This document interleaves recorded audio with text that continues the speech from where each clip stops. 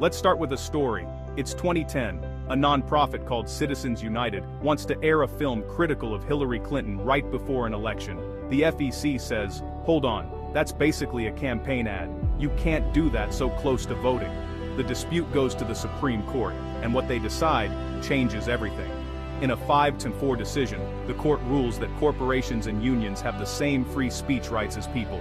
That means spending money on political ads is protected speech, and the government can't limit how much these groups spend. The result? The birth of the super PAC, groups that can raise and spend unlimited money to influence elections as long as they don't coordinate directly with candidates. Suddenly, a handful of wealthy donors and corporations can pour millions into campaigns, drowning out ordinary voices. Before Citizens United, there were limits to keep the richest from dominating politics. Afterward, those limits vanished.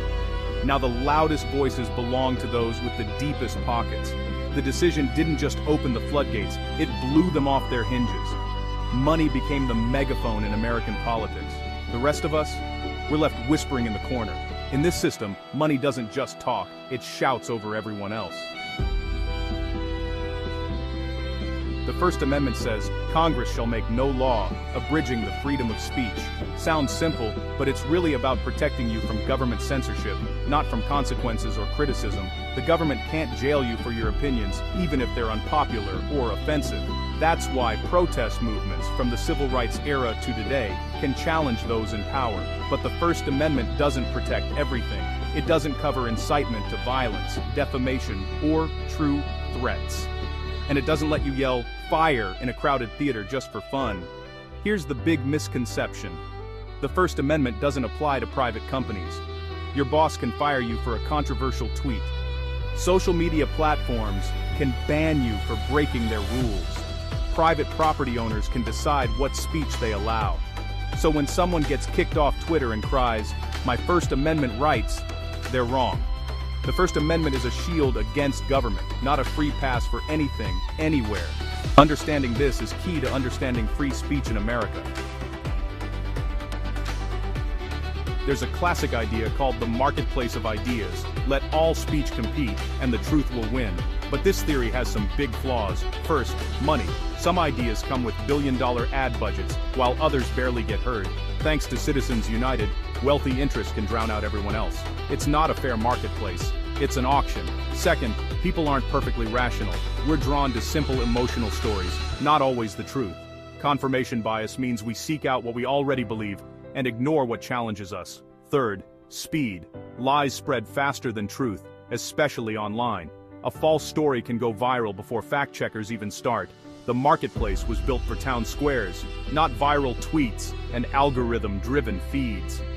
In reality, the loudest, richest, and most sensational voices dominate. The marketplace of ideas is rigged by money, by our brains, and by technology. The truth doesn't always stand a chance.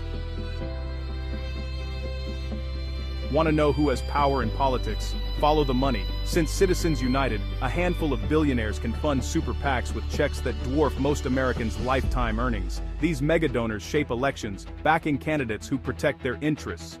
Lower taxes, fewer regulations, more wealth.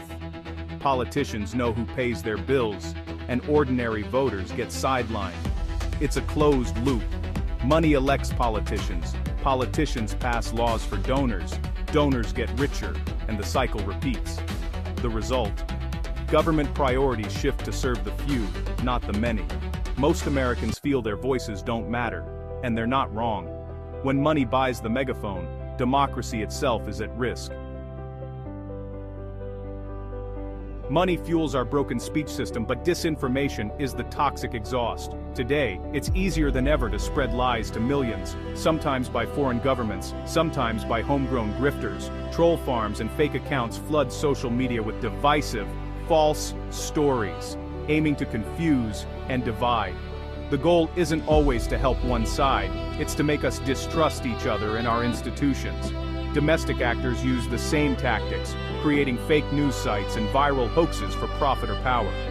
When enough people believe in wild conspiracies, rational debate becomes impossible. Disinformation replaces discussion with delusion, leaving us stranded in a post-truth world. Democracy can't function if we can't agree on basic facts. Once, a few editors and producers decided what was news. Then came the internet. Anyone could speak.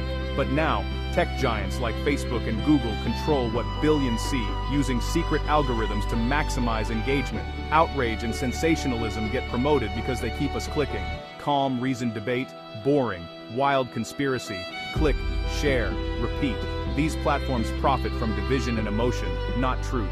With a tweak of code, they can amplify or silence voices, without public oversight. They're private companies, not bound by the First Amendment, and answer to no one but themselves. We've traded old gatekeepers for new ones in hoodies and lost control over our public conversation. The power to shape speech is now in the hands of a few tech billionaires. The good old days of free speech weren't so free for everyone. For centuries, marginalized groups, Black Americans, women, labor activists, were silenced by law and violence. Enslaved people were banned from reading and writing. Black journalists faced threats and arson. Women were barred from public debate and punished for speaking out. Labor and anti-war activists were jailed or deported for their beliefs.